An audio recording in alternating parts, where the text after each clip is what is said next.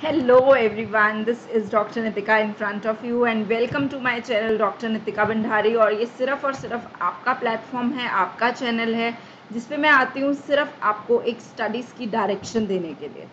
Chapter number 1 business studies का हमने शुरू किया हुआ है। अगर आप फर्स्ट टाइम मुझे सुन रहे हो उसकी प्लेलिस्ट आपको चैनल पे मिल जाएगी। आज का जो टॉपिक रहेगा, जो आप ऑलरेडी देख चुके हैं, functions of management. Functions of management को डिटेल में एक ट्रिक के साथ डिस्कस करेंगे। वीडियो देखते देखते ही आपको लर्न हो जाएंगे। So without wasting time let's get started. So basically my dear friends, 5 तरह के फंक्शंस होते हैं और ये हमेशा मैं कहती हूँ सिर्फ मैनेजमेंट के फंक्शन ही नहीं है, ये हम डे टू डे लाइफ में यूज़ कर सकते हैं।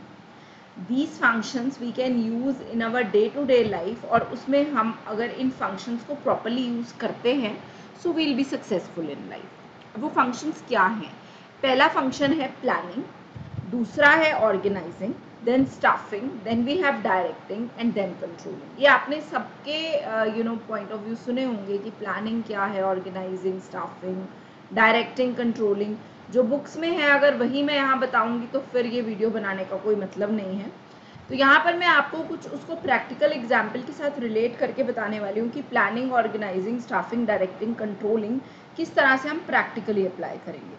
सपोज करिए आप अपनी एग्जाम की तैयारी कर रहे हो, 12th की तैयारी कर रहे हो और आपका गोल है कि आपने टॉप करना है। तो उसके लिए आपने प्लानिंग शुरू कर दी। प्लानिंग का मतलब है थिंकिंग बिफोर डूइंग, करने से पहले सोचना। अब ये वीडियो बनाने से पहले मैं प्लान कर रही थी कि मुझे किस तरह से वीडियो बनाना है, तो वो मैं प्लानिंग कर रही थी। और प्लानिंग हमेशा याद रखना माय डियर किडोस, वो हमेशा फ्यूचर के लिए होती है। पास्ट के लिए कभी तुम प्लानिंग नहीं करते, you always plan for future only. Then we have organising. अब 12th का एग्ज़ाम मैंने तैयार करना है, मैंने प्लानिंग कर ली है कि मुझे किस किस सोर्सेज से पढ़ना है, किस तरह से मुझे डिटेल में टॉपिक्स के जाना है कि मेरी जो गोल है उसको मैं अचीव कर सकूं, है ना। अभी ऑर्गेनाइजिंग में मैं क्या करूँगी, ग्रुपिंग कर लूँगी। ग्रुपिंग कैसे, जैसे मेरे पास अलग अलग सब्जेक्ट्स हैं, उन सब्जेक्ट्स के नोट्स के मैं अलग अलग ग्रुप्स बना लूँगी। ये बीएसटी है, ये बीएसटी के नोट्स हैं, ये बीएसटी मैं नितिका मैम से पढ़ रही हूँ, इस तरह से मैं अपने नोटिंग कर रही हूँ। वो सारी चीज़ें आपने ग्रुप में कर ली। अकाउंट्स है, इसको अलग ग्रुप में कर लिया। इकोनॉमिक्स है, उसको अलग ग्रुप में कर लिया। जो भी आपके सब्जेक्ट्स हैं उसकी आपने ग्रुपिंग कर ली, जब वो ऑर्गेनाइजिंग है। सिमिलरली एक ऑर्गेनाइजेशन में organising is very important because we have different departments in organisation. Organisation एक डिपार्टमेंट से नहीं चलती है, हमारे पास डिफरेंट डिफरेंट डिपार्टमेंट्स है। परचेज डिपार्टमेंट है, हमारे पास प्रोडक्शन डिपार्टमेंट है, फाइनेंस डिपार्टमेंट है। जब हमने ग्रुप करके हर एक डिपार्टमेंट का हेड नियुक्त कर दिया और वो हेड उस डिपार्टमेंट को चला रहा है, अल्टीमेट गोल हमारा सेम है, उसको हम कहते हैं organising. I hope it is clear. बिल्कुल प्रैक्टिकली चलेंगे हम यहाँ पर। उसके बाद आएंगे हम स्टाफिंग के ऊपर। Staffing organisation point of view से अगर हम बात करें, स्टाफिंग के पहले 5 अक्षर जो हैं वो है स्टाफ। तो स्टाफ का मतलब है एम्प्लॉयज़। एम्प्लॉयज़ के बिना भाई ऑर्गेनाइजेशन चल नहीं सकती। एम्प्लॉयज़ के बिना तो तुम क्या ही करोगे, राइट। तो स्टाफिंग का मतलब है right person at the right place. Right person at the right place, this is staffing. And it is very important. Staffing अगर प्रॉपरली नहीं है तो आपकी ऑर्गेनाइजेशन कभी तरक्की नहीं कर सकती, बिकॉज ऑर्गेनाइजेशन तभी तरक्की करेगी अगर आपके पास एक अच्छा स्टाफ है, स्किलफुल स्टाफ है। So this function is very important to hire the skilful employees. I hope ये तीनों फंक्शंस क्लियर हुए। बड़ा ही छोटा सा ब्रीफ सा सेशन मैं दे रही हूँ और ये प्रॉमिस कर रही हूँ कि ये हर एक फंक्शन के ऊपर अलग अलग वीडियोस लेकर आऊँगी, क्योंकि ये अलग अलग चैप्टर्स हैं आपके बीएसटी के।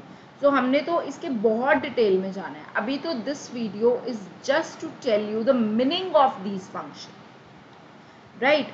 सो अगर आपको मीनिंग भी अच्छे से क्लियर हो जाता है ना माय डियर फ्रेंड्स, तो आप बाकी की जो चीज़ें हैं बहुत अच्छे से क्लैरिफाई कर पाएंगे। अब आइए डायरेक्टिंग की तरफ चलते हैं। डायरेक्टिंग के लिए मैंने एक एक्रोनिम तैयार करा है, दैट इज LCMs। LCM करते हैं ना मैथ्स में हम, वही है ये। मैम इसकी फुल फॉर्म तो बताइए ज़रा हमें। बिल्कुल बताएंगे जी आपको इसकी फुल फॉर्म। एल है हमारे पास लीडरशिप। लीडर्स समझते हो कौन होते हैं? जिनसे हम इन्फ्लुएंस होते हैं। ये जो भी मैं यहाँ पे नोट्स बना रही हूँ इसको प्लीज़ नोट कर लेना, this would be really helpful to you, क्योंकि ये सारे कीवर्ड्स हैं। इससे आपको किसी तरह की भी कोई कंफ्यूजन नहीं होएगी ये पता लगाने में कि लीडरशिप की बात हो रही है, सुपरविजन की बात हो रही है, मोटिवेशन की बात हो रही है या कम्युनिकेशन की बात हो रही है। सी जो है हमारा, C is communication. C is communication. Okay, C is communication. M is motivation, जो कि मैं हमेशा करती हूँ, चैनल पे भी बहुत सारे मोटिवेशनल वीडियोस डालती रहती हूँ, बिकॉज मेरा मकसद ये रहता है कि जो हमारी यंग जनरेशन है उसको कंटिन्यूसली मोटिवेट करते रहना, क्योंकि मोटिवेशन एक टेम्प्रेरी प्रोसेस है। जितना सुनोगे उतनी थोड़ी देर तक मोटिवेटेड रहोगे, रोज़ अपने आप को रिचार्ज करना पड़ेगा।